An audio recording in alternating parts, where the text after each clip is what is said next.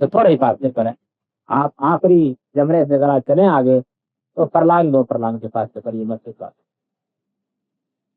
इस मस्जिद से मुतल्लक ये बात अरब की रवायात में आती है कि ये नबी सल्लल्लाहु अलैहि वसल्लम से पहले ही एक इबादतगाह के तौर पर, और आम तौर पर लोग ये समझते थे कि हजरत इब्राहीम ही ने इसकी बना रखी। हुजूर सल्लल्लाहु अलैहि वसल्लम ने ज़ोहर की, असर की, मगरिब की, इशा की और फिर फजर की नमाजें, ये 5 नमाजें आपने नहीं जाकर पढ़ी। जाहिर बात है कि अब भी जाकर आदमी इसके सिवा कोई काम बिना में नहीं होता। मिना की नौयत बिल्कुल ऐसे है कि जिस तरह आप अब आखिरी मरहले में दाखिल हो गए हैं, आपने अल्लाह की दावत पर लब्बैक कही, आपने इफ़ाए अहद का ऐलान किया, आपने अपने रब की इबादत की, और अब आप एक मुजाहिद की तरह, जिस तरह के सहाबा कराम आए थे, कैंप में आ सकते हैं। खैमों में किसी ने थोड़ी बहुत ऊपर साया किया हुआ है, किसी ने पहाड़ी की ओर में कुछ साया देखकर अपने लिए जगह बना ली है, और बेशरो सामान बे यारो मददगार। ये वाकया है कि आदमी जिंदगी की सारी नफासतें वहां खत्म कर देता है, कोई चीज नहीं हो, कोई भी चीज। वो वादी देखने को तो बहुत छोटी लगती है, लेकिन मैंने इतने अब्बास की ये रवायत पढ़ रखी थी कि वो ये कहा करते थे कि मैं मीनार को देखता हूँ, नवादिन जय्यद, बहुत ही तंग वादी है, लेकिन जिस तरह रहम मादर बच्चों को समो लेता है, इसी तरह ये जितने हाजी भी आ जाए उसको समो लेती है। उस वक्त भी समो लेती थी, अब भी समो लेती है। उस वक्त हजारों को समो लेती थी, अब लाखों को समो लेती है। ये वाकया है कि कोई तंगी उसमें महसूस नहीं होती। लेकिन अगर कभी आप, जैसे कि मैं गया भी वहां आज के दिनों के बाद आए, तो मालूम होता है कि वो लोग कैसे यहाँ तो हो गए। ये तासुर हज़रत इब्न अब्बास का भी रवायत हुआ है, और मैंने इसको महसूस किया, ये बात ठीक है। अल्लाह ताला ही इसमें कोई गैर मामूली वसत पैदा करते हैं। अब तो इन लोगों ने खैर मादी वसत भी उसमें बहुत पैदा कर दी है, लेकिन बहुत बची समझ लेती, वहां आप जाके डेरे डाल देते हैं, और डेरे डाल देने के बाद जिस तरह फौज हुक्म के इंतजार में पड़ी होती है, वैसे ही पड़े हुए। जिस तरह से लोग कैंप में नहाते हैं वैसे ही नहाते हैं, जैसे कैंप में खाना खाते हैं वैसे ही खाना खाते हैं। जिस तरीके से आप जाकर कहीं फौजी पड़ाव में बैठे हुए हो वैसे ही बैठे हुए होते हैं। उसी तरीके से आप नमाजें पढ़ते हैं। नमाजें पढ़ने की भी वही सूरत है कि मस्जिद शरीफ में जा सकते हैं, चले जाइए, नहीं तो अपने खामे में खड़े हो जाइए और अपने में से एक को इमाम के तौर पर खड़ा कीजिए, नमाज पढ़। नबी सल्लल्लाहु अलैहि वसल्लम ने यहाँ यही किया, यही आपकी सुन्नत है, और इस मामले में आपने कसर नमाज ही पढ़ी। मुझे उन लोगों की राय से इत्तेफाक नहीं है कि जो यहाँ पर भी इस उसूल का इतलाक करते हैं कि मक्के के लोगों के लिए तो 47 मील की मुसाफत पूरी नहीं हुई, लिहाजा उनको यहाँ कसर नमाज नहीं पढ़नी चाहिए। नहीं, हुजूर के साथ मक्के के लोग भी थे, हुजूर के साथ हर जगह के लोग थे। अगर कोई इस्तिस्ना होता तो आप जान, आपने कसर नमाज ही पढ़ी, और इस वादी में कसर नमाज ही पढ़नी चाहिए। इसमें जो गलती लोगों को लायक हुई वो असल में कसर के उसूल ही को न समझने चाहिए। कसर नमाज का ताल्लुक हकीकतन उस तरह की सूरत हाल से है कि जिसमें आदमी कुछ आपाधापी में होता है, आम हालात नहीं होते। ये चीज सफर में हो जाती है, ये चीज जंग में हो जाती है, ये चीज हज में भी हो जाती है। यानी जो मुसाफरत की सूरत है, मुसाफरत 47 मील की मुसाफरत का नाम नहीं है, मुसाफरत दर हकीकत एक कैफियत का नाम है, और ये कैफियत कई पहलुओं से वाक़ हो जाती है। जाहिर बात है कि जंग के मौके के ऊपर ये हो सकता है कि आप अपने घर से निकलकर 1.5 मील के फासले पर खंदक के मकाम पर पनाह लिए हुए हों और वहां लड़ रहे हो, तो अभी आप कसर ही पड़ेंगे। और ये भी मुमकिन है कि आप सफर के लिए निकले, तो आप थोड़े फासले पर जा रहे हो, लेकिन सफर की नौयत इस तरह की हो कि वो थका देने वाला हो, तो आप कसर ही पड़ेंगे। यही मामला हज का है। इस वजह से अगर सही इल्लत मालूम हो तो ये बहस जो हमारे यहाँ पैदा हो गई ये खत्म हो जाती है वहाँ, और वहाँ बड़ी बदबख्ती होती है। वो लोग हनाबिला हैं और उन लोगों का मौक़िफ़ यही है जो मैं अर्ज कर रहा हूँ, चनाचे वो तो कसर ही पढ़ाते हैं, लेकिन फिर लोग अपनी नमाजें पूरी करते हैं और मालूम नहीं क्या करते हैं और क्या नहीं करते। सही बात यही है कि उस मौके के ऊपर कसर नमाज ही पढ़नी चाहिए। 5 नमाजें कसर के साथ पढ़ी जाती।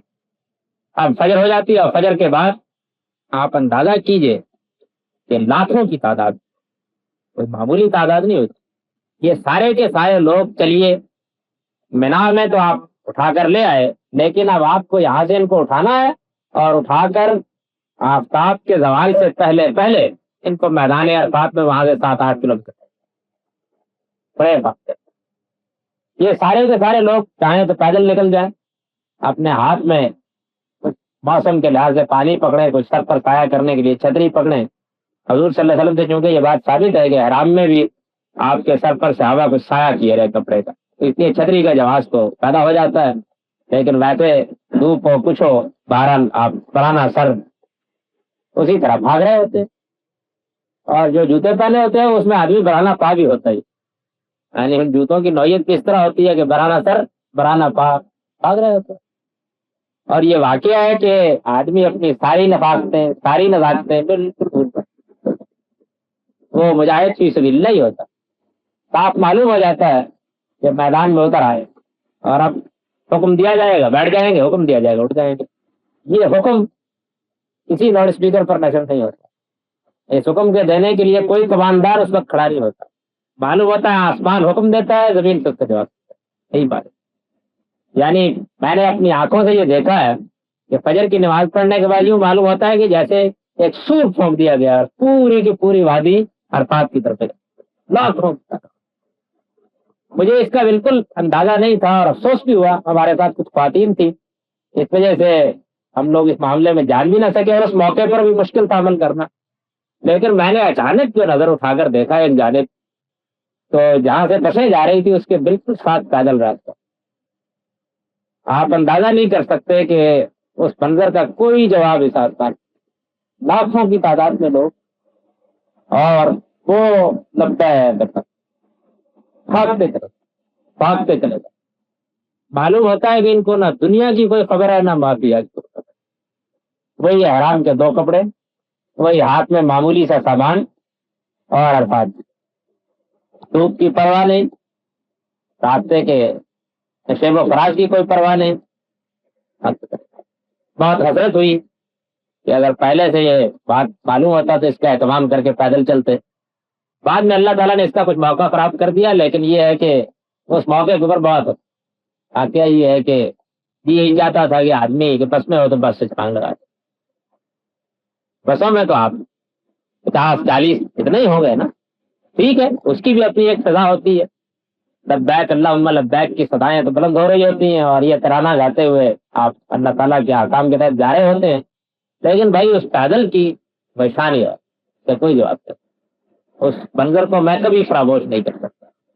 مجھے امید ہے کہ ایک بہت ہی رزین آدمی بھی اگر اس کو دیکھے تو اس کی آنکھیں ٹوٹ پائے۔ ویسا منظر زندگی میں کبھی دیکھنے کو تصور ہی نہیں۔ حرم میں بھی آپ جاتے ہیں تو پہلے مرحلوں میں لوگ باہر نماز پڑھنے آتے ہیں اور وہ طواف بھی کر رہے ہوتے ہیں، تو ان میں سے کچھ طواف کر رہے ہوتے ہیں، باقی حرم میں بیٹھے ہوئے ہیں۔ لیکن جو صورت اس وقت پیدا ہوتی دور دور حد نظر تک معلوم ہوتا ہے کہ قافلہ در قافلہ چلے آ رہے ہیں، اور لبیک اللہم لبیک لبیک اللہم لبیک۔ پوچھئے کہ وہی کہاں جا رہے ہیں؟ یعنی آگے سونے کی کوئی کال ہے، کوئی ملازمت ہوگی، آفر ہو گئی ہے، تو بھائی کے ویزے مل گئے ہیں؟ کچھ بھی نہیں، ایک لگو دک میدان کی طرف لبیک اللہم۔ آپ اندازہ نہیں کر سکتے کہ اس وقت آدمی کے اندر سے مادیت کی ساری علائشیں کس طرح دھل جاتی ہیں صرف اس منظر ہی کو دیکھ کر، اور اگر وہ اس کا حصہ ہو تو میں نہیں اندازہ کر سکتا کہ اس کی کیا حالت ہوتی ہو۔ بہرحال بس میں بیٹھے ہوئے آدمی اپنے آپ کو کسی حد تک اس پہ شامل محسوس کرتا ہے۔ یہ سارا کا سارا قافلہ لاکھوں کی تعداد میں لبیک اللہم لبیک کی صدائیں بلند کرتا ہوا جا کر عرفات میں پڑاؤ ڈالتا ہے۔ عرفات میں اب کیا ہے، آپ جائیں گے، جا کر آپ اپنے آپ کو نماز کے لیے تیار کریں گے، غسل کا موقع غسل کر لیجئے، وضو کا موقع وضو کر لیجئے، اپنا سامان کسی معقول جگہ پر رکھ لیجئے۔ عام طور پر محلے میں حضرات بندوبست کر دیتے ہیں، وہاں پہ سامان رکھنے کے بعد پھر آپ نماز کے لیے نکلتے ہیں۔ نمرہ کی وادی جس میں نبی صلی اللہ علیہ وسلم نے خطبہ بھی دیا اور نماز بھی پڑھائی ہے، وہیں امام خطبہ دیتا ہے، اور اللہ کا بڑا شکر ہے کہ وہاں تنخواہ دار مولوی خطبہ نہیں دیتا، بلکہ ان کا مقرر کردہ حکومت کا نمائندہ ہی ہوتا۔ آج کل بھی یہی صورت، تو خطبہ دیا جاتا ہے۔ اللہ کرے کہ وہ صورت بھی پیدا ہو جائے کہ امیر المومنین براہ راست ہی خطبہ دے۔ یہ حسرت تو خیر مسلمانوں جمعے کے معاملے میں بھی ہے، حج کے معاملے میں بھی ہے، عید کے معاملے میں بھی ہے، کیا خبر کب پوری ہوگی۔ لیکن ایک حد تک صورتحال وہاں ہمارے یہاں کی مختلف ہوتی۔ خطبہ دینے کے بعد آپ یہی حج کا خطبہ ہے، جس طرح آپ کے یہاں عید کا ایک خطبہ ہے، جمعے کا ایک خطبہ ہے، حج کا خطبہ یہی ہے جس کو آپ یہاں سنتے بھی۔ اب اس پہ لوگ، آپ اندازہ کیجئے کہ آج کل کے زمانے میں اتنی شدید دھوپ، اور معلوم ہوتا ہے کہ ساری دھوپ عرفات ہی میں اتر آئی۔ مسجد نبرہ میں داخل، مسجد نبرہ بہت بڑی مسجد، اس کو میں نے جب جا کر عام دنوں میں دیکھا تو معلوم ہوا کہ ایک طرف سے دیکھیے تو دوسری جانب محسوس ہوتا ہے کہ نظر ہی نہیں کٹ رہی، لیکن اس دن یہ احساس ہوتا ہے کہ ایک سمندر میں ایک جزیرہ، انسان ہی انسان، وہ مسجد ان کو کہاں سمجھ سکتی۔ اب آپ کو جہاں جگہ مل گئی، بڑی ہمت کر کے ہم کو بھی دھوپ میں سڑک ہی پٹے گا، اندر داخل نہیں ہو سکتے، کھڑے ہو جاتے ہیں اسی دھوپ میں۔ آپ خطبہ سنی اور اسی میں امام 2 رکعتیں پڑھاتا ہے ظہر کی، اور اس کے فوراً بعد تکبیر کہہ کے 2 رکعتیں عصر کی پڑھاتے ہیں۔ یہ دونوں نمازیں وہاں اکٹھی کر کے پڑھ لی جاتی ہیں۔ ان نمازوں کو بھی اسی طرح پڑھتے ہیں۔ میں یہ عرض کر چکا ہوں کہ نبی صلی اللہ علیہ وسلم سے اسی طرح ثابت ہے۔ ان کی علت وہی حج کے موقع کے اوپر جو صورت ہوتی ہے وہ ہے، اس میں جہاد کی روح بھی ہے، اور اس روح کا تقاضا بھی یہی ہے کہ یہاں یہ پڑھ لینے کے بعد اب وہ اصل چیز سامنے آتی ہے کہ جس کو آپ حج کہتے ہیں۔ یہ معلوم ہوتا ہے کہ یہ ساری چیزیں در حقیقت یہیں پہنچانے کے لیے، وہ ہے وقوف عرفات۔ نبی صلی اللہ علیہ وسلم سے جو کچھ اس کے بارے میں ثابت ہے وہ یہ ہے کہ آپ تشریف لائے، آ کر آپ نے خطبہ دیا، خطبہ دے کر یہ دونوں نمازیں پڑھی، اور پھر آپ آہستہ آہستہ بڑھتے ہوئے وادی نمرہ سے گزرتے ہوئے آپ جبل رحمت کے پاس، جو ایک چھوٹا سا ٹیلا ہے پہاڑ کے دامن میں، بڑا پہاڑ بھی اس کے پیچھے، اس کے دامن میں ایک چھوٹا ٹیلا ہے، وہاں چلے گئے۔ وہاں جا کے آپ نے، اب بھی اگر آپ اس کو دیکھیں تو وہاں بڑے بڑے کالے پتھر ہیں، معلوم ہوتا ہے کہ پہاڑ کی تلائی میں پڑے ہوئے ہیں۔ انہی پتھروں کا ذکر روایات میں بھی آتا ہے۔ ان کے بالکل محاذات میں، یعنی ان کے متوازی آپ نے جا کر اپنی اونٹنی کھڑی کر لی، اس طرح ظاہر ہے کہ آپ کا رخ قبلے کی جانب ہو گیا، اور وہاں کھڑے ہو کر پھر آپ نے اپنے پروردگار کے حضور میں ہاتھ اٹھائے۔ گرمیوں کے موسم میں اگر آپ فرض کر لیجئے کہ سب کاموں سے فارغ ہو کر 2 بجے بھی کھڑے ہو گئے تو کم و بیش 5 گھنٹے، اس دوران میں اثر تو آپ پڑھ چکے، مغرب وہاں پڑھی نہیں جاتی، اور وہ دنیا میں واحد مقام ہے اور واحد وقت ہے کہ جس میں مغرب کی نماز نہیں پڑھی، وہاں نہیں پڑھی۔ تو میں یاد کر رہا تھا کہ وہ کم و بیش آج کل 5-7 بجے تک، 2 بجے سے لے کے 5 گھنٹے ہو جاتے ہیں۔ موسم کے لحاظ سے کچھ فرق بھی پڑ سکتا ہے۔ یہ وقوف عرفات کا مسنون پر، یعنی فقہی اصطلاح میں تو یہ ہے کہ آپ چند منٹ کے لیے کھڑے ہو کر اللہ کے حضور میں دعا کر لیں تو حج ہو جائے گا، لیکن نبی صلی اللہ علیہ وسلم نے اتنا ہی وقت دیا۔ اس میں واقعتاً وہ کیفیت ہو جاتی ہے کہ آدمی محسوس کرتا ہے کہ پاؤں میں ورم پڑ رہا ہے، یہ محسوس کرتا ہے کہ گر جائے گا، یہ محسوس کرتا ہے کہ اس دھوپ میں اپنے آپ کو کیسے کھڑا رکھو گا۔ پانی کا ایک ایک گھونٹ پی کر آپ یہ وقت گزار سکتے ہیں۔ لیکن جن لوگوں کو اللہ توفیق دیتا ہے، میں نے یہ دیکھا ہے کہ وہ اپنے رب کے حضور میں جس طرح وہاں بلبلاتے، جس طرح روتے ہیں، آدمی وہی یہ محسوس کرتا ہے کہ بس میں میدان حشر میں آ کر کھڑا۔ جو قیامت کے دن لوگوں کی حالت ہوگی اور جس طرح وہ کھڑے ہوں گے، اس کا کچھ تصور تو آدمی قرآن مجید کو پڑھ کے کرتا ہے، لیکن بہت حد تک وہ حقیقت وہاں محسوس ہو جاتی ہے۔ اب آپ کو جو کہنا ہے کہہ لیجئے، جو مانگنا ہے مانگ لیجئے، اس موقع کے اوپر کوئی مسنون چیز نہیں ہے۔ آپ کا جو جی جائے، آپ ہیں آپ کا والد، آپ ہیں آپ کا پروردگار۔ دین کی حقیقی روح کہ بندہ پکار رہا ہے، مالک سن رہا ہے، کھلے آسمان کے نیچے دھوپ میں آپ کھڑے ہیں، اور کھڑے ہو کر آپ آوازاری کرتے چلے جا رہے ہیں جس کی کوئی حد و نہایت نہیں۔ وہی مجھ کو یہ احساس ہوا کہ اس طرح کی لمبی دعا، اتنی دیر تک کی دعا، اس طرح کھڑے ہو کر دعا، اس چیز کو دوسرے اجتماعات میں عام نہیں کرنا چاہیے۔ اسی ہمارے ہاں بھی ایک دعا روایت بن گئی ہے، دعا ہوگی، اور لوگ اس کے لیے جاتے ہیں، نہیں دعا وہی وہ ہوتی ہے، سال کے سال ہوتی ہے، آپ وہاں جائیے، اور انہی آداب کے ساتھ ہوتی ہے کہ آپ کسی امام صاحب کے اور ان کی رکت کے منتظر نہیں ہوتے، آپ کے اپنے ہی احوال ہوتے ہیں، اور دعا کی اصل خوبی ہے آپ ہوتے ہیں، آپ کا پروردگار ہوتا ہے۔ معافی مانگنے کا بھی وہی مقام ہونا چاہیے، البتہ شرط یہی ہے۔ اس میں بھی افسوس کی بات ہے کہ لوگ اور ساری مشقتیں اٹھا لیتے ہیں، لیکن اس مشقت کو مسنون طریقے پر نہیں اٹھاتے، بلکہ ہوتا یہی ہے کہ 5 منٹ 7 منٹ کے لیے، ورنہ یہ ہے کہ چل پھر رہے ہیں، اور بعض اوقات میلے کسی کیفیت پیدا ہو جاتی ہے۔ لیکن اس کے باوجود بہت بڑی تعداد ایسی ہوتی ہے جو وقوف کرتی ہے اور اس کے آداب کے ساتھ ہی وقوف کرتی ہے. میں نے عرض کیا کہ اس پر آفتاب کو دھیرے دھیرے ظاہر ہے کہ آپ اندازہ کیجئے کہ آپ تھک چکے ہوتے ہیں, 5-7 گھنٹے معمولی مدت نہیں ہے, خوب تھک چکے ہوتے ہیں, تو آپ اپنے آخری مراحل میں پہنچ رہے ہوتے.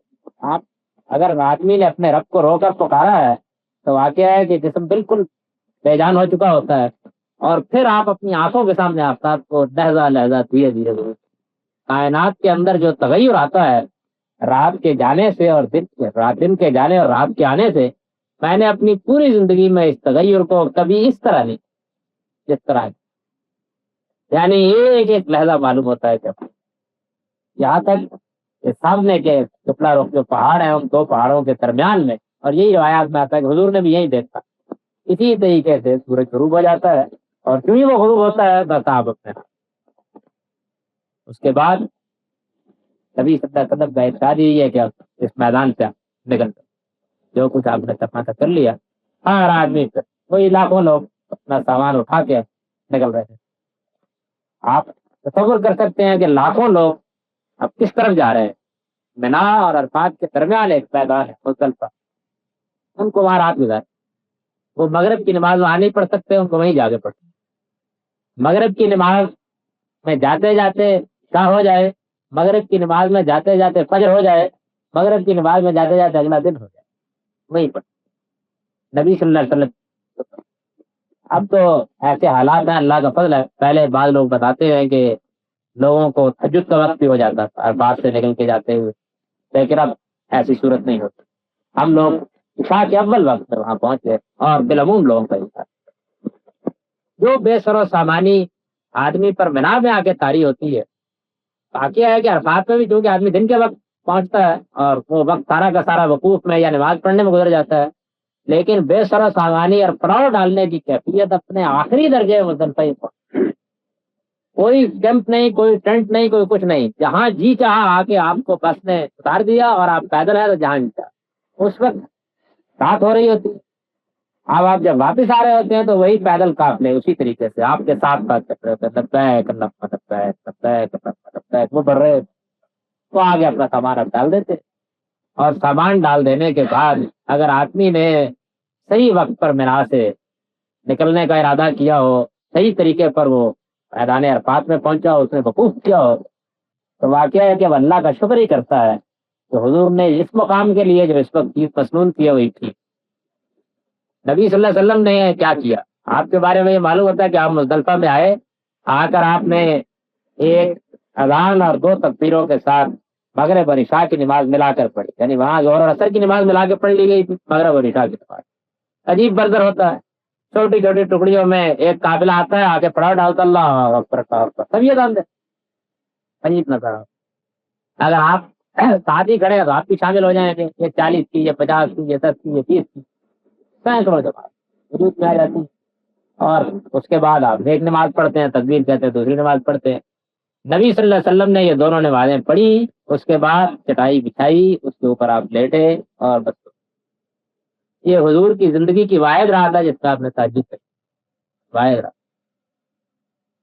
نبی صلی اللہ علیہ وسلم پر تہجد فرض تھی, لیکن اس رات میں معلوم ہوتا ہے کہ مستثنا کر واحد رات سے تہجد.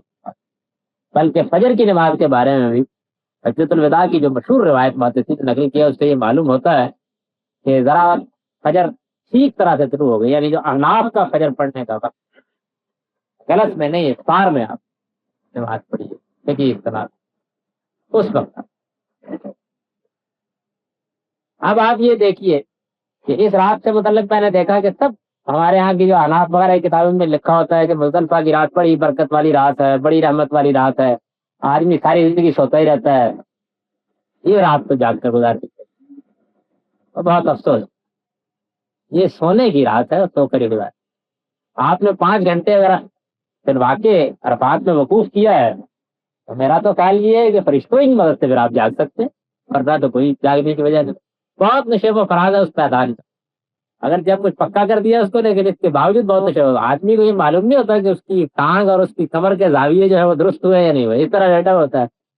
لیکن میں نے یہ دیکھا کہ آنکھ لگی تو بس فجر یعنی کتنا تھک گیا ہوتا ہے تو اس کے لیے پسینے نہیں ہوتا.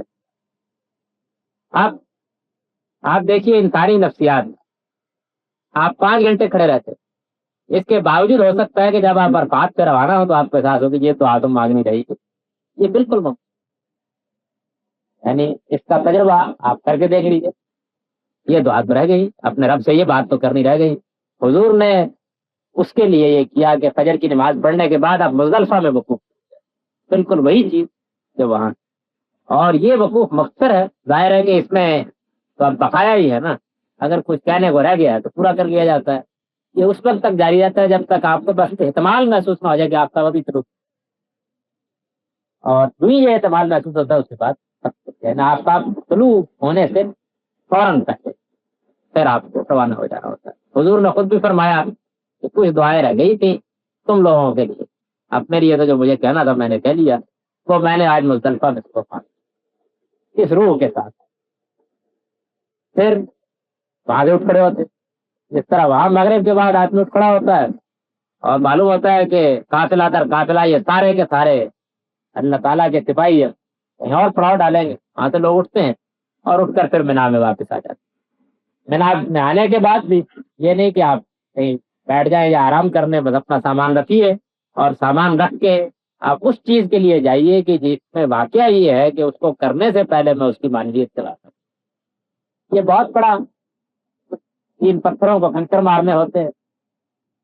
کنکروں کے بارے میں بھی کچھ بدعتیں لوگوں میں خواہ پیدا ہو گئی. ایک تو یہ ہے کہ لوگ یہ خیال کرتے ہیں کہ یہ سب کنکر مزدلفہ سے لینے ضروری، حالانکہ حضور کے بارے میں یہ ثابت ہے کہ آپ نے مزدلفہ سے راستے میں آتے ہوئے کنکر آپ کہیں سے بھی لے سکتے ہیں، آپ مینا سے بھی لے سکتے ہیں. یعنی وہ تو جہاں کنکر آپ محسوس کیا کہ اب آپ کو پارنے ہیں تو وہیں سے آپ کے رستے میں لے لیجیے، وہ آپ لے لیجیے.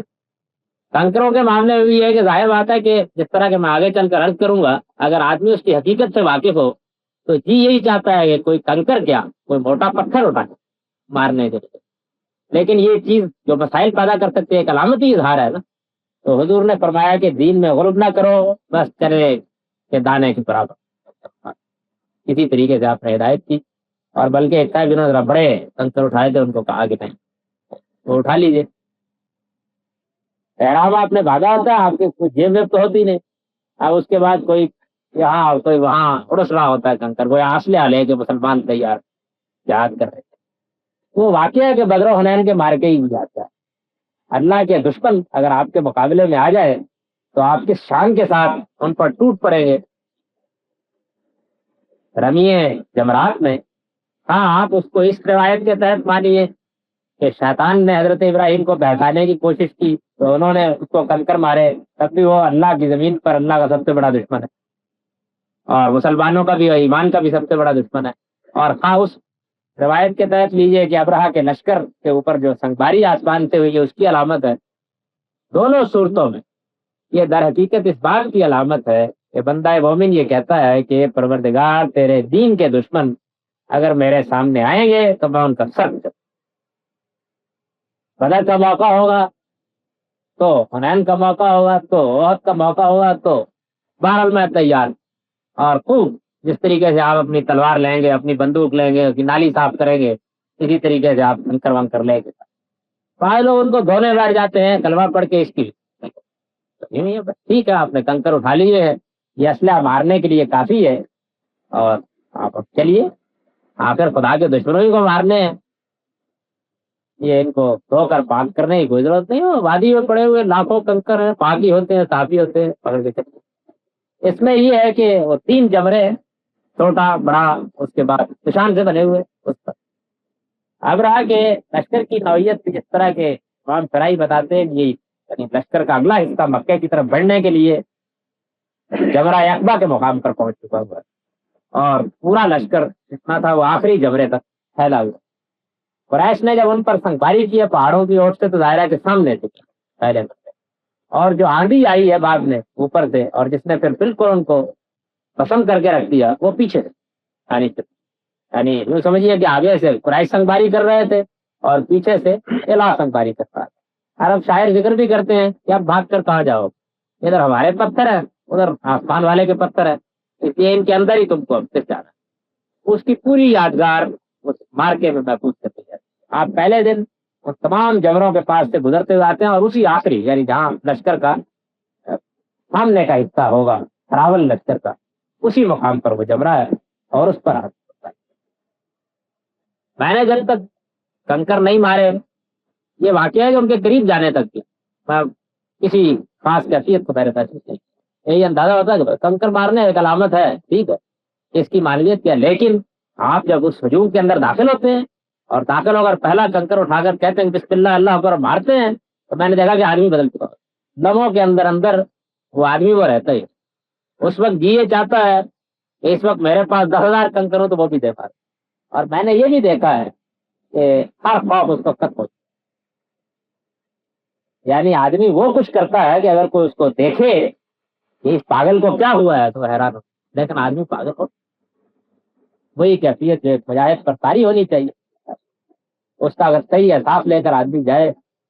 اس میں کچھ بدمزگیاں لوگ پیدا کر دیتے ہیں اپنی بیوقوفی کی وجہ سے، ہماری قوم کی تربیت نہیں ہوئی، ورنہ واقعہ یہ ہے کہ جتنا اہتمام انہوں نے اب کر دیا اس کے لحاظ سے بہت آسانی کے ساتھ یہ کام کیا جا سکتا ہے کہ آپ کنکر مارتے ہیں، کنکر مار لینے کے بعد آپ قربانی کرتے ہیں، قربانی ہو گئی تو بس آپ بال منڈوا دیتے، بال منڈوا لیں تو آپ کو اس کی اجازت ہے کہ آپ اپنے احرام چادریں کھول دیجئے، عام لباس پہن دیجئے، سمجھ لیجئے کہ بہت حد تک آپ بہت سے کاموں سے فارغ ہو گئے۔ میں عرض کر چکا کہ بال منڈوانا کس چیز کے علاوہ عمرے میں بھی اور حج میں بھی آپ نے بال منڈوا دیتے ہیں، اور بال منڈواتے وقت واقعہ کی صورت وہی ہوتی ہے کہ آدمی یہاں تو ڈھونڈتا پھرتا ہے نا کہ کوئی معقول قسم کا حجام ہونا چاہیے، لیکن وہاں کھڑے ہوتے اسی طرح کے حجام ہوتے ہیں جس طرح ہمارے عید کے موقع پر کتاب ہوتے، کوئی طرح کا۔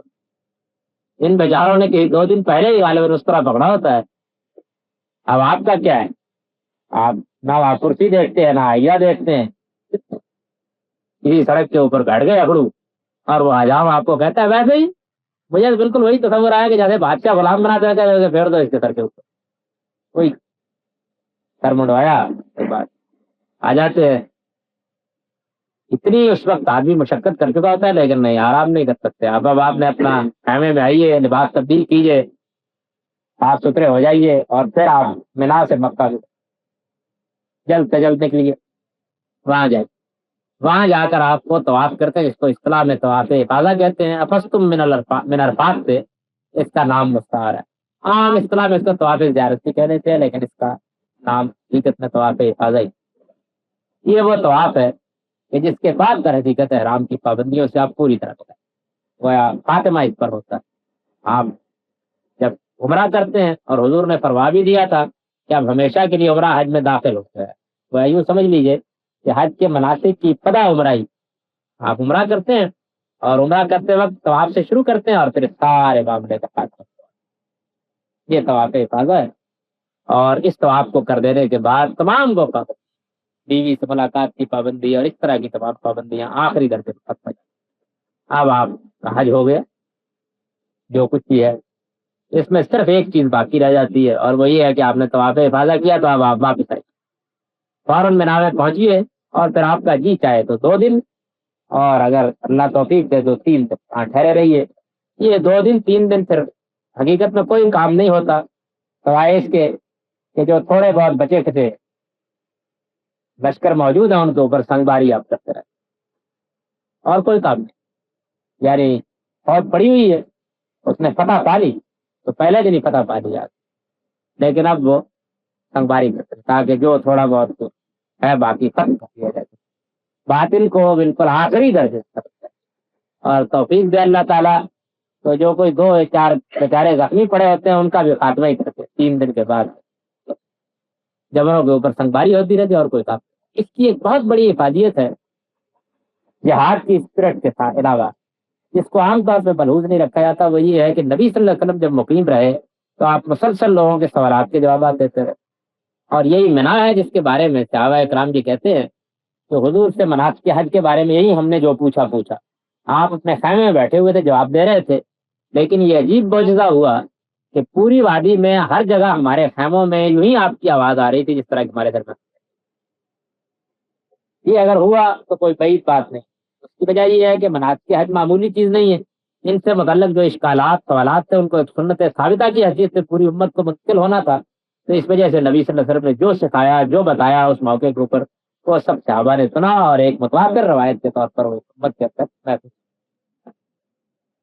یہ حضرات گرامی، میں نے یہ کیا کہ اس کے اندر در حقیقت اللہ کے ساتھ جو بندے کا ایک بندے کی حیثیت سے تعلق ہو، جو بندے کا ایک بندے کی حیثیت سے تعلق ہونا چاہیے، وہ اپنی ابتدا سے انتہا تک، یعنی اللہ کی دعوت پر لبیک کہنے، اس سے وفاداری کا عہد باندھنے اور اس کی عبادت کا حق ادا کرنے، اپنے آپ کو مادیت کی ساری علائشوں سے پاک کر کے اسی کا ہو جانے، اور پھر اگر اس کی دین کی ضرورت ہو تو اس کے لیے لڑ جانے، ساری داستان۔ یہ دین کی وہ ساری داستان ہے کہ جس داستان کو جتنے عمدہ طریقے پر، اتنی خوبی کے ساتھ ان 4-5 دنوں میں سمو دیا گیا ہے، واقعہ یہ ہے تو اس کو دیکھ کر اور اس سے گزر کر ہی آدمی کو اندازہ ہوتا ہے کہ یہ کام اس کائنات کا پروردگار ہی کرتا ہے، ہم اس کی روح کو یوں اختیار کرنے۔ میں آخر میں یہ بات بھی عرض کر دوں کہ اس موقع کے اوپر ہر شخص کو اللہ کا شکر کرنا چاہیے کہ جن لوگوں کے ہاتھ میں وہاں زمانے اقتدار ہے، ان میں لاکھ کامیاں ہوں گی، لیکن حج کے انتظامات کے معاملے میں وہ کوئی کسر اٹھا نہیں، ہر سال اس میں بہتری کو اس بات میں ان کی طرف سے جو تعاون حاجیوں کو میسر آتا ہے، وہ آپ اللہ ہی کا شکر ادا کرتا ہے۔ جتنا عمل، جتنا اطمینان، جیسی سہولتیں وہ میسر کر سکتے ہیں، اس کو آخر کر عمدہ سے عمدہ طریقے پر، اور دعا کرنی چاہیے کہ پروردگار، واقعہ ہے کہ میں ملوکیت کا بہت دشمن ہوں، لیکن ہماری جمہوریت سے بہرحال وہ کم سے کم یہ تو ہوتا ہے کہ جو کام کرنے کے ہیں وہ ٹھیک طرح سے ہو جاتے ہیں، اور جو چیزیں سرکار ہے ایک اچھی حکومت سے، ان کا آدمی کچھ فائدہ کرے۔ میں نے مختصر طور پر سب چیزیں آپ درج کر دی، میں جو سوالات پیدا ہوں گے ان کی روشنی میں مزید چیزیں بھی اگر آپ چاہیں گے تو واضح ہو جائیں گی۔ یقول و قولی ھذا واستغفر اللہ کا سیغہ التفاق کو ظاہر کرنے کے لیے ہوتا ہے۔ جیسے مثال کے طور پر میں بلا تشبیہ کر رہا ہوں کہ کسی آدمی کی ماں مر گئی ہوئی ہے، اس کی شادی ہو رہی ہے، آپ نے پھیرے ویرے باندھ کے کہتا ہے کہ ماں تو اس وقت ہوتی تو دیکھتی، ظاہر ہے کہ اس کے وہم و گمان میں بھی نہیں ہوتا کہ میری ماں سن رہی ہے یا میں سنانے کی کوشش کر رہا ہوں۔ جب آپ کسی بات کو یوں بیان کرتے ہیں نا اس پر سلامتی ہو، تو اس کے اندر التفات اور تعلق نہیں ہوتا، کتاب کے سیغے میں التفات اور تعلق ہوتا ہے، بس اس کے سوائے کوئی حقیقت، اس میں زندہ اور مردہ کی بحثیں یہ ایجاد بنتا ہے کہ کوئی اس کے سوا کوئی صاحب صفا جس مقام پر بیٹھتے رہے، اور پھر یہ کہ بہرحال مدینے کی گلی گلی ایسی ہے کہ آدمی اس کو دیکھتا ہے اور دیکھتا ہے تو اس کے اوپر جو اثرات کاری ہوتے ہیں بڑے غیر معمولی ہیں۔ ظاہر ہے یہ حج کا حصہ نہیں ہے، لیکن واقعہ ہے کہ دین کی بڑی برکتیں ہیں کہ جن کو آدمی وہیں جا کے حاصل کرتا ہے۔ مسجد قباء کے بارے میں تو خیر حضور نے فرمائی دیا، اس میں مضمون بھی یہی ہے کہ اپنے گھر سے آپ غسل کر کے یا وضو کر کے نکلیے اور وہاں جا کے 2 رکعت پڑھیے، تو آپ نے فرمایا کہ عمرے کے برابر اس کو، یہ صحیح روایات سے کتاب سے ثابت ہے، اس کا اہتمام بھی آدمی کو کرنا چاہیے۔ 40 نمازیں وہاں پڑھی جائیں جو روایت بیان کی جاتی ہے، اور اس کے نتیجے میں آدمی پر جہنم کی آگ حرام ہو جاتی ہے، اس روایت کا کوئی ثبوت نہیں ہے، یہ بالکل صحیح روایت۔ کسی ضعیف چیز کے اوپر اپنے عمل کی بنیاد بھی نہیں رکھنی چاہیے۔ اور میں نے دیکھا ہے ایک سعودی عالم سے اس روایت کے بارے میں گفتگو ہو رہی تھی حرم میں، انہوں نے بھی بہت اچھا فکرہ کہا، کہنے لگے کہ لوگوں کا حال یہ ہوتا ہے کہ وہ وہاں پہ 8 دن مارے باندھے پڑے رہتے ہیں اپنی بات ضروریات کو روک کے، لیکن اس ایک لمحے سے محروم ہو جاتے ہیں کہ آدمی جائے اور جا کر اس میں اپنے پروردگار کے حضور میں جی بھرتا۔ تو دین کے اندر اس طرح کی چیزیں نہیں ہوتی، آپ کو 2 دن موقع مل گیا، آپ کو 4 دن موقع مل گیا، آپ کا جی چاہا تو آپ 20 دن رہ لیجیے، 15 دن رہ لیجیے، مسجد نبی میں جائیے، نماز پڑھیے، اپنے لیے دعا کیجیے، ان آثار کو دیکھیے، اپنے اندر وہ جذبہ پیدا کیجیے جو ہونا چاہیے، اس کی آداب ہوتی ہے۔ جی نہیں، اس طرح ہی کوئی روایت، تم لوگ میرے لیے جو دعا بھی کرتے ہو وہ مجھ تک پہنچا دی جائے، یہ ٹھیک، آپ کے لیے ہم دعا کریں گے بلندی درجات کی، آپ کے لیے ہم دعا کریں گے سلامتی کی، آپ کے لیے ہم دعا کریں گے اس مقام کے آپ کے حاصل ہونے کی، تو وہ دعائیں آپ کو سب پہنچتی ہیں۔ پہنچتی کا مطلب کیا ہے؟ پہنچتی کا مطلب یہ ہے کہ اللہ آپ کے حق میں ان کو قبول کرتا ہے، اس طرح ہی کوئی ہو، یہ موضوعات ہیں۔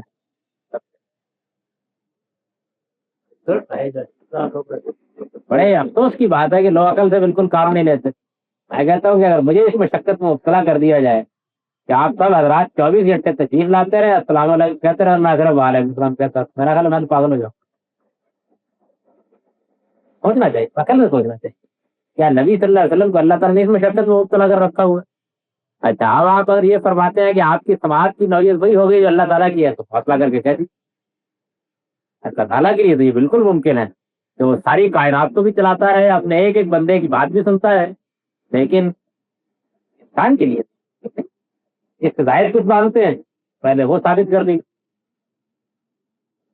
ورنہ آپ خود سوچیے، یعنی وہاں کم سے کم صبح 3 بجے سے لے کر رات کے 9 بجے تک جو آدمی بھی گزر رہا مسلسل گزر رہے ہیں لوگ السلام علیکم یا رسول اللہ کہہ رہے ہیں نا، حضور کو آپ سننے کی تکلیف میں بھی مبتلا کر رہے ہیں اور جواب دے دیں گے۔ صورتحال کا عقلی تصور کر کے ذرا سوچیے کہ کیا کہہ رہے ہیں آپ۔ آدمی جو بات کہے چلیے فرق کر لیجئے، تو بات کے لیے کوئی دینی دلیل تو بات کی بات ہے، دل سے بھی کام لینا چاہیے کہ نبی صلی اللہ علیہ وسلم کو اللہ تعالیٰ نے اس مشقت میں مبتلا کیا، یہ سوچنا چاہیے نہیں جی۔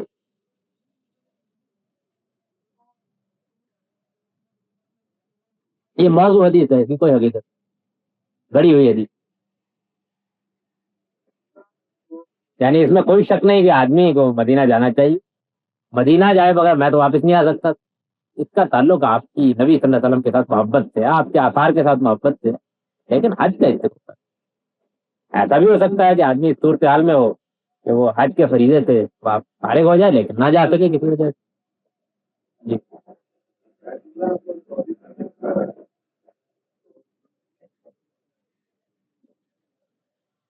اصل میں عام مساجد کے بارے میں نبی صلی اللہ علیہ وسلم کی اپنی سنت یہی ہے کہ مسجد نبوی عشاء کے بعد بند کر دی جائے، دوسری مساجد کے متعلق بھی یہ اہتمام کرنا چاہیے، رات کے وقت اگر کسی کو سونا ہے یا لیٹنا ہے تو اس کو اجازت لے کے ہی جانا چاہیے۔ مساجد اللہ کے گھر ہیں، اب ظاہر ہے کہ کتوں کے لیے بلیوں کے لیے رات پر کھلے تو نہیں رکھے جا سکتے۔ حرم کی نوعیت یہ ہے کہ اس کے خالی ہونے کا کوئی امکان ہی نہیں ہے، اس لیے حضور نے فرما دیا کہ اس کے طواف کے لیے نہ رات میں کسی کو روکو نہ دیکھتے۔ ہم ترستے رہے کہ رات کے 1 بجے 12 بجے 10 بجے 11 بجے کوئی وقت مل جائے کہ جس میں آپ فجر اسود کے قریب جائے کوئی افطار۔ میں نے لوگوں سے پوچھا کہ عام دنوں میں ایسا ہی ہوتا ہے، ذرا ہجوم کم ہو جاتا ہے، یہی سلسلہ چلتا ہے، یعنی اس میں بھی یہ نہیں ہوتا خالی ہو جاتا ہے۔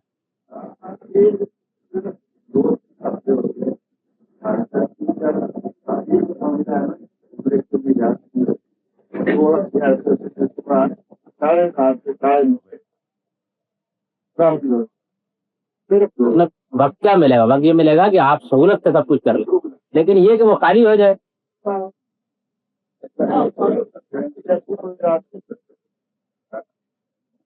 میں نے عرض کیا کہ جب سے حضور نے فرمایا کہ اس گھر کے طواف سے کسی کو نہ دن میں روکو نہ رات میں، اس وقت سے مسلمانوں کے اندر یہ جذبہ ہے اور رہا ہے۔ روایات میں نے دیکھا کہ جب سیلاب آ جاتا رہا ہے تو سیلاب میں کعبے کے دروازے سے اوپر تک پانی بھر جاتا، 70 72 سیلاب تو اسلام کی تاریخ میں آئے ہیں کعبے، تو نوجوان مکے سے نکل کے شہر کے طواف کرتا ہے۔ بہت شاذ مواقع ہیں جب کچھ اللہ کے دشمنوں نے یہ صورت پیدا کر دی کہ طواف بند ہو گیا، ورنہ عام حالات میں لوگوں نے اپنی جان پر کھیل کر کے اس پہ جائے۔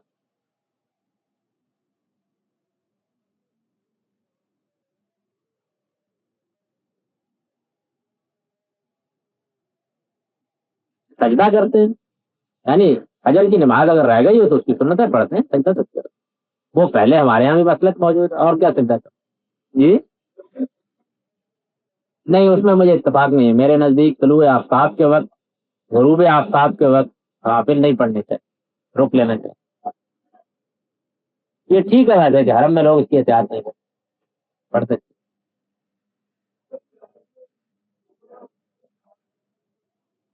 اگر آپ محسوس کرتے ہو کہ منزل تک پہنچنے میں امکان ہے کہ کچھ مشقت پیش آئے گی اور نماز وقت پر نہیں پڑھی جا سکتی، آپ جمع کر سکتے ہیں، ظہر اثر کو جمع کر سکتے ہیں، مغرب اور عشاء کو جمع کر سکتے ہیں۔ ان دونوں کا سفر میں جمع کرنا نبی صلی اللہ علیہ وسلم سے ثابت۔ جی بس جب آپ محسوس کریں کہ آپ کے لیے مشکل ہو، آپ کے اپنے احساس کا، یہ یوں ہی ہے۔ آپ محسوس کرتے ہیں کہ سفر میں ہوں، آپ قصر کیجئے، آپ محسوس کرتے ہیں سفر میں نہیں ہوں، یا کوئی آپاداپی کیفیت نہیں ہے. یعنی سفر کی اپنی ایک نوعیت ہے. اس میں یہ پہلو نہیں ہوتا کہ سفر آرام دہ یا غیر آرام دہ. سفر کی اپنی ایک مشقت ہوتی ہے. آپ ہوائی جہاز میں بھی ہوں تو سفر کی کیفیت آپ پر طاری ہوتی ہے. بس یہ جب آپ مشقت محسوس کریں یہ رخصت ہے اللہ کی دی ہوئی, لازم نہیں ہے. آپ قصر کر سکتے ہیں, قصر کرنا چاہیے, حضور نے قصر کی ہے. اب ہمارے یہاں مسئلہ یہ ہے کہ لوگ قصر کر لیں گے, اس کے بعد کہیں گے کہ سنت تو پڑھنی چاہیے. حضور سے ایک بار بھی ثابت نہیں. جب آپ قصر کرتے ہیں تو بس صرف فرض تو پڑھ لیتے, مغرب کے 30 پڑھ لیتے, اس کے سوا کوئی چیز. اسی طرح قصر سے متعلق یہ جو مدت مقرر کی گئی ہے یہ حضور سے کوئی ثابت نہیں ہے.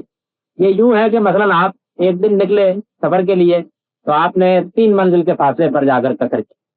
تو لوگوں نے کہا کہ یہ کتنا فاصلہ ہے, خود انہوں نے ماپا, انہوں نے کہا 47 سے. ایک دوسری روایت میں معلوم ہوا کہ حضور کوئی 9 میل کے فاصلے پر جا کر آپ نے قصر کر. ایک دوسری روایت میں معلوم ہوا کہ حضور نے کوئی 3 میل کے فاصلے پر قصر کر لی. اب کچھ 3 میل پہ اڑ گئے, کچھ 9 میل پہ اڑ گئے, کچھ 47 میل پہ اڑ گئے. سچی بات یہی ہے کہ اس کا تعلق سفر سے. ممکن ہے کہ اس دن کے سفر میں آپ نے یہ محسوس کیا ہو کہ ذرا دور جا کے آپ نے قصر کر دی, کسی اور دن کے سفر قریب میں قصر کر. بستی سے نکل کر, بستی سے نکلنے کے بارے میں بھی یہ ہے کہ بستی مدینہ کتنی بستی تھی, مکہ کتنی بستی. لاہور میں تو حال یہ ہوتا ہے کہ آپ اپنے علاقے سے نکلیے اور فرض کر لیجیے کہ آپ کراچی یا لاہور میں. کراچی میں اگر آپ لیاقت روڈ سے کرنگی جائیں اور لاہور میں مثال کے طور پر آپ رائے روڈ کے کسی علاقے سے شادرہ یا شاد باغ جائیں تو یہ ناراض سفر ہے. اس آدمی سے پوچھیے جو بس میں ویگن میں دھکے کھاتا ہے, میرے نزدیک اپنے محلے سے نکل کے آپ کا سفر شروع کرتا ہے, کوئی مانے نہیں.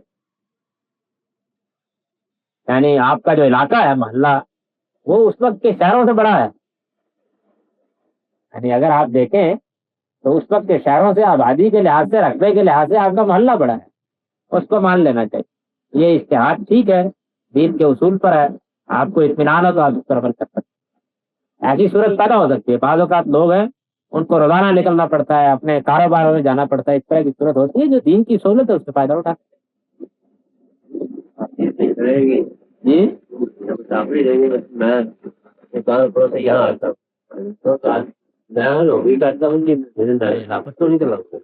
آپ گھر سے جب نکلتے ہیں تو بہرحال آپ اپنی حضرت عبداللہ بن عمر اپنی زمینوں پہ جاتے تھے, ریف میں سفر کرتے تھے.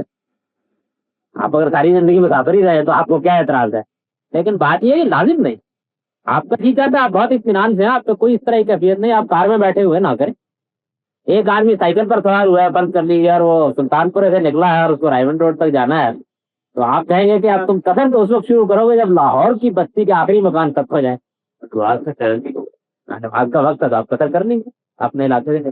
مسافر کی کئی بھی بات ہمارے اپنے عزیز وہ ہمارے گھر میں رہتے ہیں, تو وہ مسافر کرائیں گے. مسافرت کا تعلق میں نے عرض کیا کہ آپ کی کیفیت سے. اگر 5-7 بچوں کو آدمی نے ساتھ لے لیا ہے, 2-4 بیگ مال بھی ساتھ لے لی, اور اس کے بعد ویگن میں آدمی بیٹھ گیا ہے, تو آپ کے گھر تک پہنچتے پہنچتے میرا تو خیال ہے کہ مسافر سے بھی کچھ زیادہ ہو جاتا ہے. گھر میں آ کر جی گھر میں آ کر ظاہر بات ہے کہ آپ گھر میں پہنچ گئے, آپ محسوس کرتے ہیں گھر میں پہنچ گئے ہیں, اطمینان ہے, سکون ہے, میں نماز پوری پڑھ سکتا ہوں, ضرور پوری پڑھ. یعنی ایک رخصت سے آدمی کا بس فائدہ اٹھاتے چلا جانا یہ بھی اچھی بات نہیں ہے, اور رخصت کو حقیر سمجھنا یہ بھی اچھی بات. آپ سمجھتے ہیں کہ میں آپ اپنی ملازمت پر پہنچ گیا, یہاں میں بہت اطمینان سے ایئر کنڈیشن کمرے میں بیٹھا ہوں, پوری نماز پڑھی, کیوں قصر کرتے ہیں؟ لیکن آپ سائیکل پر سوار ہو گئے, راستے میں نماز کا وقت آ گیا. یعنی میں نے جو اصول آپ سے عرض کیا وہ یہ ہے کہ قصر کا تعلق در حقیقت آپ کے یہ محسوس کرنے سے ہے کہ میرے اوپر مسافرت کی کیفیت ہے. یہ حج میں ہوتی ہے, یہ جنگ میں ہوتی ہے. جنگ میں ڈیل ڈیل کیا ہو سکتا ہے جو محاصرے کی کیفیت میں ہو جائے. کیا ہے نبی صلی اللہ علیہ وسلم نے قصر کیا, آپ کے صحابہ نے قصر کیا ہے, خندق کے موقع میں قصر نماز.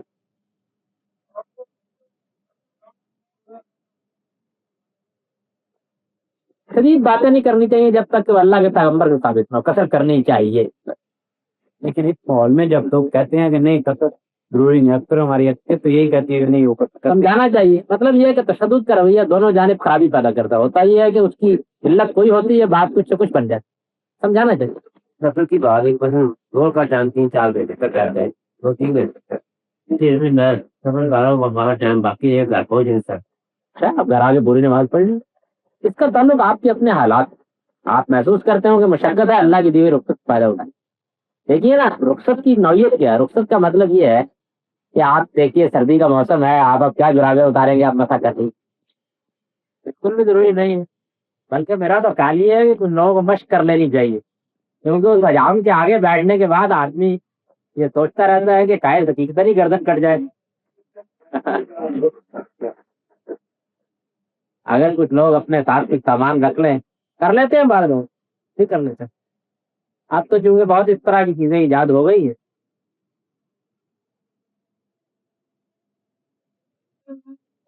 اس میں بھی لوگ بڑی احتیاط کرتے ہیں، ہم نے بھی کی اٹھا کے، جس نے ہمارے سامنے گئی دوسرے کا سر موڑ دیا، اندازہ ہو گیا کہ یہ 4-5 زخم لگاتا ہے، اس سے زیادہ نہیں لگاتا۔ جی نہیں، سر مڑوانا زیادہ بہتر ہے۔ میں نے آپ کر کیا نا کہ یہ اللہ کی غلامی میں اپنے آپ کو، اس معاملے میں حضور کی سنت یہ ہے کہ آپ جب گئے تو آپ نے عمرے کے موقع کے اوپر قصر کروایا، یعنی عمرے سے ظاہر 3 دن کے بعد آپ کو حج کرنا تھا، تو اس موقع پر آپ نے بال منڈوائے، بال کتروائے مڈوائے ہیں، لیکن حج کے بعد آپ نے صرف حلق کروایا، یہ ٹھیک ہے، اور یہ بالکل فطرت کے مطابق۔ اگر آپ نے عمرہ کرتے ہی اتنا پھروا دیا، پھر حج کے موقع پر کیا کروائیں گے؟ اتنی دیر میں تو بال نہیں آ سکتے، تو ایک اچھی ترتیب آپ نے مقرر کر، یہ بات بھی درمیان میں رہ گئی کہ ہمارے یہاں لوگوں کے اندر یہ بہت ہے کہ وہ جائیں گے تو اس کے بعد شوق ہوتا ہے، 1 عمرہ 2 عمرے 3 عمرے، یہ چیز سنت کے مطابق نہیں۔ نبی صلی اللہ علیہ وسلم سے حجۃ الوداع کے موقع پر یہی ثابت ہے کہ آپ نے تشریف لا کر عمرہ کیا، اس کے بعد حج کیا، اور حج کے بعد آپ کی خواہش تھی کہ فوراً واپس کرے۔ میں اس کو بھی پسندیدہ سمجھتا ہوں، یہ تو ایک دقت ہے نا لوگوں کی، تو ان کو زیادہ دن رہنا پڑ جاتا ہے۔ بات یہ ہے کہ آپ فلائی میں کچھ بھی چکے ہوتے، اس کے بعد پھر سوال شروع ہو جاتا ہے۔ اکثر لوگوں کا حال یہ ہوتا ہے کہ اب حرم کی نماز بھی چھوڑ دیں گے اور کپڑے خرید سے رہنے جاتے، تو حضور نے اسی کو پسند کیا، آپ کے تعداد صاف معلوم ہوتا ہے کہ آپ حج کے بعد اپنے وطن اور چلے گئے۔ آپ کو اطلاع دی گئی کہ حضرت عائشہ کی صورت ایسی ہے کہ وہ نہیں جاتی، تو آپ نے جو فکرہ کہا وہ یہ تھا کہ اچھا تم نے ہمیں روک، یعنی اس فکرے سے معلوم ہوتا ہے کہ آپ جانا ہی چاہتے۔ حضرت عائشہ نے جا کر عمرہ کیا، اس ایک کا تو صورت ایسی تھی کہ ان کو عمرہ کرنا تھا دوبارہ۔ باقی یہ نہیں ہوا کہ حضور اس دوران میں گئے ہوں اور آپ نے جا کے احرام باندھ کے ایک اور عمرہ کر لیا ہو۔ حضور نے جب عمرہ کیا آپ اپنے گھر سے آئے، یعنی مدینے سے آئے، جو 2-3 عمرے آپ سے، یہی ٹھیک ہے۔ یہ طریقہ جو لوگ اختیار کرتے ہیں اس سے بڑی مزے کا صورت پیدا ہوتی ہے۔ حج میں وہ حلق کروا بیٹھتے ہیں، اس طرح کروا دیا، اب بالوں کا کیا کرے؟ چاہے وہ ایک عجیب چیز ایجاد کی لوگوں نے، میں نے دیکھا وہ کرتے ہی ہے کہ وہ پہلے ہی جہاں سے اس طرح کروا لیں، درمیان میں کوئی بال رہ گئے، دوسرا عمرہ کیا پھر وہاں سے اس طرح کروا، تیسرا عمرہ کیا۔ یہ چیز جو ہے یہ دین میں ممنوع ہے، اس طرح کے بال کتروانا، یا آپ بال کتروائیے۔ اسی طریقے سے بعض لوگوں کے یہ غلط فہمی ہے کہ وہ کوئی تھوڑے سے پور کے برابر بال کٹوا دیے جائے، نہیں، یا قطر کروائیے پوری۔ قطر کا مطلب یہ ہے کہ تھوڑے تھوڑے بال جو آپ باقاعدہ حجامت بنواتے وہ ہو، یا پھر ہلکی، اور ہلکی افضل ہے۔ حج کریں تو ترتیب یہی حضور سے ثابت ہے کہ آپ پہلے عمرہ کر کے جا کے قطر کروا دیں۔ میں مسجد تعلیم تک گیا دیکھنے کے لیے جہاں سے لوگ عمرہ کرتے ہیں، میں نے دوسرا عمرہ نہیں، یہ ثابت نہیں حضور، وہاں 7 روز کیے جا سکتے ہیں۔ عمرہ کیا ہے؟ مطلب یہ ہے کہ ایک طواف اور کرنا ہوتا ہے، ایک صحیح اور کرنی ہوتی ہے، اور تو کچھ نہیں ہوتا۔ عمرہ تو 1 گھنٹے 1.5 کی بات ہے، اس سے زیادہ نہیں، اتنے میں آپ فارغ ہو جاتے۔ لیکن جو بات حضور کی سنت سے ثابت نہیں ہے، لوگوں کے لیے تکلیف کا باعث، وہی رہنا چاہیے رک کر جہاں پیغمبر نے ہمیں روک۔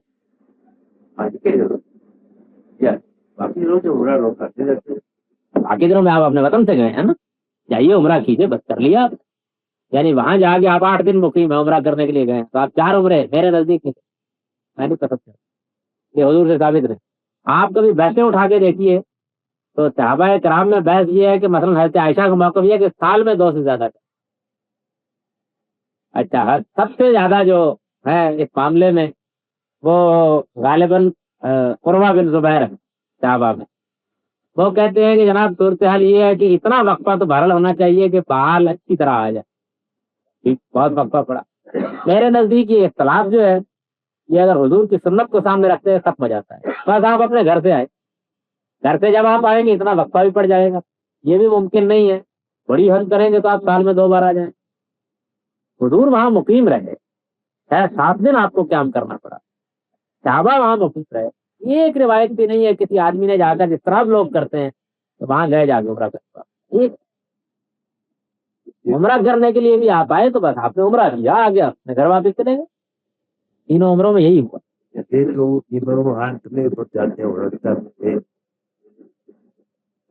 جتنے میں جو لوگ مقیم ہے وہ اپنے گھر سے آتے ہیں نا ہر ہفتے اشتراک کرتے. کہ ایک عبادت بڑی غیر معمولی عبادت، کسی چیز کی کثرت اس کو روٹین بنا دے، اس کی اصل حقیقت اس کے اندر سے نکل جاتی ہے. پیغمبر صلی اللہ علیہ وسلم کے طریقے پر سابق نال بن نال عمل پیرا رہنا چاہیے. یہ خوبی ہے، اس سے دین کی صحیح برکتیں آدمی کروا دیں. بس افراد تفریق سے نہیں بچ سکتے نا، کمی کر دیں گے، بیشی کر دیں گے.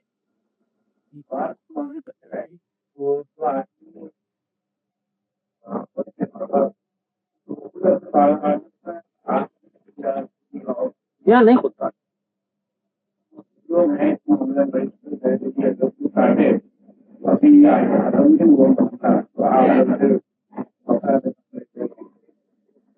جب آپ نے عمرہ کر دیا تو آپ کاٹ کے بعد بس سر مڑوانا جو ہے یہ ضرور. ہاں آپ اپنے آپ سے مڑوا رہے ہیں یا کسی اور سے مڑوا رہے ہیں،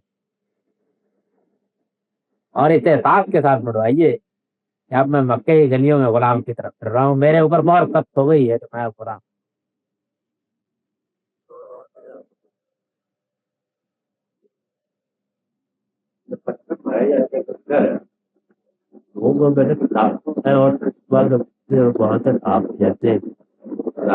نہیں بلڈوزروں سے اٹھا کے لے جانا، بلڈوزروں سے اٹھا کے لے جانا. جتنے کنکر ہوتے ہیں اس سے زیادہ جوتے ہوتے ہیں. میں نے جگہ چھڑانی، وہ جوتا مارے بغیر نہیں اس کو. ہاں کری مارنے سے بس اس بات کا اہتمام کرنا چاہیے کہ کوئی بدعت، کوئی حضور سے بڑھ کر عمل آتے.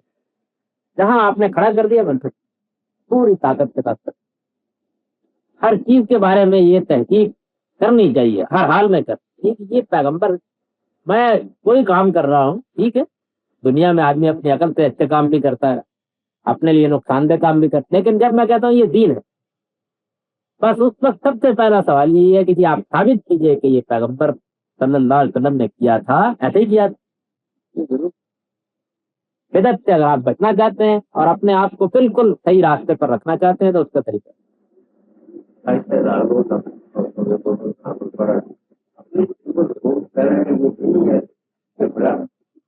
میں نے تو عرض کیا کہ مولانا علی میں یہ کتاب ایک میرے سامنے رکھ دیا آگے. انہوں نے کہا یہ ایک بزرگ تھے وہ رات بھر میں 70 بار تو آپ کرتے. یہ طے میں رکھی. میں نے ان کو کہا کہ آپ تو یہی مقیم ہے نا، آپ روز تو آپ کرتے ہی ہوں گے. اگر بالکل ایسی صورت ہو کہ ہجوم بہت کم ہو اور آپ کعبے کی دیواروں کے ساتھ آپ کو تو آپ کرنے کا موقع دیں، یعنی فاصلہ بہت کم ہو جائے، ہجوم بھی بہت کم ہو، تب بھی 15 منٹ لگ ایک تو آپ 15 منٹ لگ. اچھا اب آپ یہ بتائیے گھنٹے میں 4 ہوئے، کتنے کریں گے؟ گھنٹے میں 4 ہی ہوں گے یا زیادہ ہو جائے؟ ہاں 12 گھنٹے کی رات ہوگی ایسا زیادہ ہو. میں یہ کہتا ہوں کہ 12 گھنٹے کی زیادہ رات ہوگی. کتنے ہوئے؟ اس دوران میں نہ انہوں نے عشاء پڑھی، نہ فجر پڑھی، نہ رکے درمیان میں. آدمی تھے کیا تھے؟ یہ یوں بس کہانیاں ہوتی نہیں، اس کی کوئی حقیقت نہیں. حضور کا طواف کرنے کا بھی یہ طریقہ نہیں. میں نے یہ دیکھا کہ جس طریقے سے لوگ کرتے رہتے ہیں حضور آتے تھے. اسی چیز میں آپ اس توازن کو مجروح کر دیجیے رکھا ہوا ہے تو پھر وہ بالکل ایک خصوصی چیز بن جائے. ظاہر بات ہے کہ ایک طواف کے بعد دوسرے طواف کے لیے ایک ذہنی آمادگی پیدا ہوتی ہے. وہ آمادگی بعض اوقات یہ صورت ہوتی ہے آدمی پر کہ چند لمحوں میں پیدا ہو جاتی ہے، اور بعض اوقات یہ ہوتی ہے 4 گھنٹوں. میں نے خود ایک دن یہ دیکھا کہ حرم میں کھڑے کھڑے ایسے ہی میں نکل رہا تھا کسی جانب سے آ رہا تھا، بارش ہوتی ہے عام طور پہ حج کے ایام میں لوگ کہتے تھے بارش ہونی شروع ہو گئی تو لوگ اطمینان سے بیٹھے ہوئے. یک پہ یک ہر آدمی کو میں نے دیکھا کہ آہستہ آہستہ وہ بارش میں طواف کرنے کے لیے عجیب نظارہ ہوتا ہے وہ. اور پھر وہ طواف میں بھی تھا بارش میں اور لوگ بھی تھے، دیکھا میں نے بہت لوگ نکل آئے. نظام رحمت سے پانی گر رہا ہے، کعبے کے پرنالے سے پانی گر رہا ہے. تو ایک فطری خواہش ہر آدمی کے دل میں پیدا ہوئی کہ کچھ پر پڑ جائے. اور میں نے دیکھا کچھ لمحوں کے بعد ہوا چلی اور وہ پانی ادھر ادھر پھسل بہت ہو. میں نے کہا پروردگار نے مایوس کیا. اس طرح ہی کیفیات آتی تو میسر آتی رہتی ہے کافی.